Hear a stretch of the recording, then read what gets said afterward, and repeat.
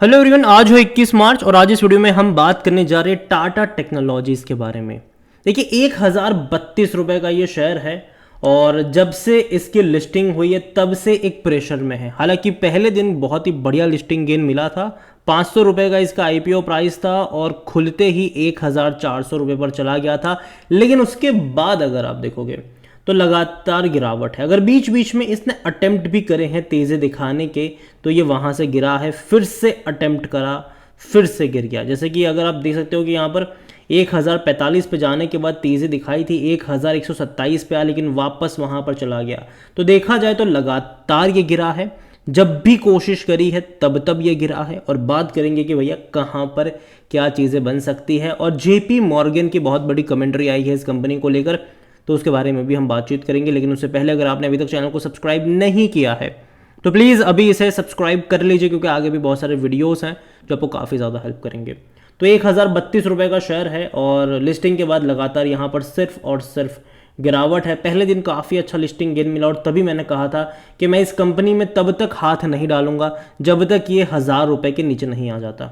और मैं अभी भी अपने उसी स्टेटमेंट पर कायम हूँ। देखो इसके लिस्टिंग से लेकर अब तक शायद मैं इसके ऊपर 3-4 वीडियो बना चुका हूँ, शायद 2-3 बनाए हैं मैंने, और वहाँ पर एक ही चीज़ मैंने कही है कि कंपनी बहुत अच्छी है, बहुत अच्छी कंपनी है ये लॉन्ग टर्म के लिहाज से। लेकिन 1000 रुपये के नीचे आने के बाद मैं यहाँ पर हाथ डालूंगा, उससे पहले नहीं।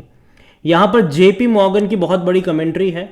जेपी मॉर्गन ने टाटा टेक्नोलॉजीज़ की जो रेटिंग दी है वो अंडर वेट की रेटिंग है और 800 रुपये का टारगेट दिया है, जो कि भाई साहब काफ़ी नीचे है ये। यहाँ पर जेपी मॉर्गन की अगर हम बात करें तो उन्होंने ये कहा है कि high client concentration with anchor client forming 46% of the serving revenue, this is there is limited evidence of scaling non anchor clients. देखिए इनका जो ज़्यादातर 46% का जो रेवेन्यू आता है वो इनके एंकर क्लाइंट से उन्हीं से निकल कर आता है ज़्यादातर।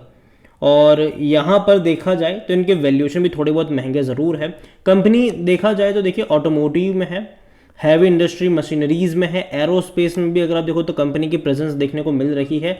और ये अच्छी बात है, अच्छी बात है। ये कंपनी धीरे धीरे, देखो इनके खुद के ही बहुत बड़े क्लाइंट्स में इनके JLR आते हैं, टाटा मोटर्स आते हैं, ठीक है। इनकी खुद की ही कंपनीज है जिनको ये भैया सर्विसेज प्रोवाइड करवाते हैं। और आने वाले टाइम में भी अगर वो कंपनी बढ़ेगी तो इसका भी फ़ायदा है। लेकिन जो पैसा आता है वो इनके कुछ क्लाइंट से ही आता है। यहाँ पर अगर आप देखोगे कंपनी के वॉल्यूम तो बहुत कम है, मुश्किल से 8 लाख के आसपास से शेयर ट्रेड होते नजर है, जो कि काफ़ी कम नंबर है ये। और जहाँ तक बात करें ऑल टाइम हाई तो 1400 का है, जो कि भैया जिस दिन लिस्ट हुआ ये उसी दिन का है ये, उसके बाद कभी ये वहाँ तक जा नहीं पाया। 1020 रुपये का यहाँ पर ऑल टाइम लो है जो इंट्राडे में बनाया था। मार्केट कैप 41,000 करोड़ के आसपास का यहाँ पर देखने को मिल रहा है। कंपनी अगर आप देखोगे तो कंपनी में according to Moneycontrol user 100% लोग कह रहे हैं खरीदारी करो, बेचने की बात कोई भी नहीं कर रहा है। लेकिन वैल्यूएशन नाम की भी कोई चीज़ होती है।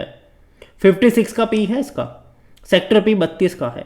और एक और कंपनी है टाटा की, वो है टाटा एलेक्सी, जिसका 6,000 रुपये का शेयर प्राइस, मतलब 5 से 6,000 के आसपास वो ट्रेड कर रहा है। इसका भी पी रेशो इसके आसपास का ही है और 17% एनालिस्ट कहते हैं खरीदारी करो। जहाँ तक फिनेंशियल्स देखे कंपनी के तो देखिए ग्रोथ ज़रूरी है। अगर आप यहाँ पर नज़र करोगे ना तो उस तरीके की ग्रोथ नहीं है यहाँ पर। जैसे कि अगर आप देखो तो एक क्वार्टर में 1450 करोड़ के रेवेन्यू थे और 216 करोड़ प्रॉफिट था। अगले क्वार्टर में रेवेन्यू कम हो गया, उसके बाद के क्वार्टर में रेवेन्यू में कोई इतना खास इजाफा नहीं हुआ, इवन उसके बाद के क्वार्टर में भी रेवेन्यू में कुछ खास इजाफा नहीं हुआ। प्रॉफिट 190 करोड़ से घट के 160 पर हुआ और बाद में 170 करोड़ हुआ। तो प्रॉफिट वाइज भी उस तरीके की ग्रोथ नहीं है जिस तरीके से भैया एक्सपेक्ट कर रहा है बाजार। कंपनी बुरी नहीं है, ठीक है, लेकिन अगर यहाँ से 1000 रुपये के नीचे जाता है तब मुझे लगता है कि हाँ, तब यहाँ से बाय ऑन डिप्स के मौके बन सकते हैं। जहाँ तक शेयर होल्डिंग की बात करें, यहाँ पर जो प्रमोटर है उनके पास 55.39% का स्टेक है। इंस्टीट्यूशन बाइंग भी थोड़ी बहुत कम मुझे लग रही है यहाँ पर, इवन बिकवाली बहुत ज़्यादा करी है। अगर आप देखो तो म्यूचुअल फंड की 2.11% की होल्डिंग 1.93 पर है। और सबसे बड़ा शॉक दिया था डोमेस्टिक इंस्टीट्यूशंस ने। भाई साहब 4.50% से घटकर सीधे 0.71 पर आ गई है, तो बहुत बड़ा कट किया है इन्होंने। सेम चीज़ एफआईएल्स को लेकर भी है, 2.46% से घटकर ये 2.02 पर आई है। तो देखो टाटा की जैसी कंपनी, ठीक है, वहाँ पर इंस्टीट्यूशंस का इंटरेस्ट नहीं है और यही वजह है कि अभी भी तेज़ी नहीं लौट कर रहा है। और मुझे लगता नहीं है कि मार्च क्वार्टर में जब शेयर होल्डिंग पैटर्न आएगा तब भी इंस्टीट्यूशन की जो एंट्री होगी वो शायद नहीं हुई होगी, और यही वजह है कि शेयर में भी तेज़ी नहीं देखने को मिल रही है। यहाँ पर अगर आप देखोगे तो जो क्वांटिटी खरीदारी करी गई है वो रिटेल और अदर की तरफ से 35% की जो होल्डिंग थी वो 3940 पर आ चुके हैं। तो बहुत बड़ी क्वांटिटी उन्होंने ही खरीदी है, हालांकि अदर पार्टीज ने कुछ ज़्यादा ही खरीद लिया है। 23% से अदर पार्टीज खरीद के 26 पर आ चुकी है। रिटेल इन्वेस्टर ने भी कुछ कम खरीदारी नहीं करी है, उन्होंने भी खरीदारी यहाँ पर करी हुई है। देखिए ओवरऑल अगर मैं बात करूँ टाटा टेक के बारे में तो मुझे कंपनी खराब नहीं लगती, लेकिन एक नेगेटिव चीज़ ये है कि भाई साहब इंस्टीट्यूशंस मिसिंग है और काफ़ी बड़े पैमाने पर बिकवाली भी कर रहे हैं। और भैया डोमेस्टिक की शेयर होल्डिंग पैटर्न वाकई में हैरान करने वाली है, और यही वजह भी है कि शेयर में तेज़ी नहीं आ पा रही है, क्योंकि इंस्टीट्यूशनल बाइंग जो है वो यहाँ पर मिसिंग मतलब देखने को मिल रही है। जब उनका इंटरेस्ट दोबारा से यहाँ पर जागना शुरू होगा तब मुझे लगता है कि शायद तब से यहाँ पर एक तेज़ी की शुरुआत हो सकती है। लेकिन हाँ, उनका इंटरेस्ट जागना भी चाहिए। लेकिन जैसे कि मैंने कहा कि भैया देखो यहाँ पर ग्राफ अगर आप देख रहे हो तो लगातार एक डिक्लाइन वाला ग्राफ है। अटेम्प्ट करा है इसने, ऐसा नहीं कि मतलब ऐसा नहीं है कि नहीं करा, बीच बीच में अच्छा अटेम्प्ट करा था। एक दिन की तेज़ी बहुत बड़ी दिखाई थी इसने बीच बीच में, लेकिन हर बार वहाँ से ही गिरा है।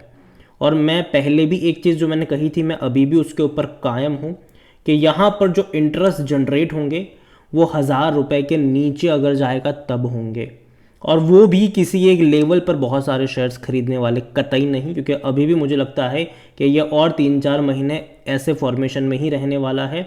यहाँ पर आपको हर 100 रुपये की गिरावट पर एवरेज करने के मौके ढूंढने चाहिए, ये मेरा ओपिनियन है। किसी भी एक लेवल पे बहुत सारे शेयर्स खरीद के नहीं बैठने चाहिए।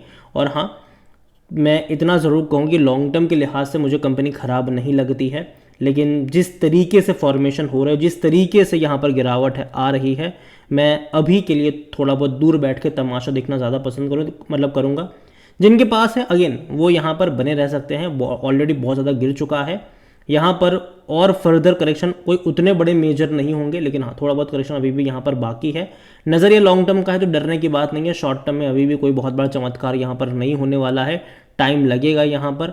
और अगर वो आप टाइम देने के लिए तैयार हो तो ही एंट्री करिए। अभी भी 4-5 महीने तक ये कोई मूव नहीं दिखाने वाला है, लेकिन उसके बाद धीरे धीरे पहिया घूमेगा। लेकिन मैं इतना ही कहूँगा कि 1000 रुपये के नीचे अगर जाता है तो हर 10% के डिक्लाइन पर धीरे धीरे, अगेन काफ़ी लोग क्या करेंगे कि अगर ये 990 पे अगर गया तो बहुत सारे लोग एक बहुत बड़ी क्वांटिटी खरीद के बैठ जाएंगे, फिर बोलेंगे अब मैं क्या करूं। अगेन किसी भी एक लेवल पे बहुत सारे शेयर्स नहीं खरीदने, हर 10% के डिक्लाइन पर धीरे धीरे एवरेज करने के जो मौके हैं वो आपको यहाँ पर ढूंढने चाहिए, और नज़रिया लॉन्ग टर्म का रखना चाहिए। ये मेरा ओपिनियन है, कोई एडवाइस नहीं है ये, ठीक है। वीडियो को यहीं पे एंड करूँगा, पसंद आया हो तो लाइक करें, शेयर करें, चैनल वगैरह पहली बार आए तो प्लीज़ सब्सक्राइब करें। और टाटा टेक्नोलॉजी के बारे में आप क्या सोचते हैं वो भी आप मुझे कमेंट में लिख के बता सकते हैं। Thank you.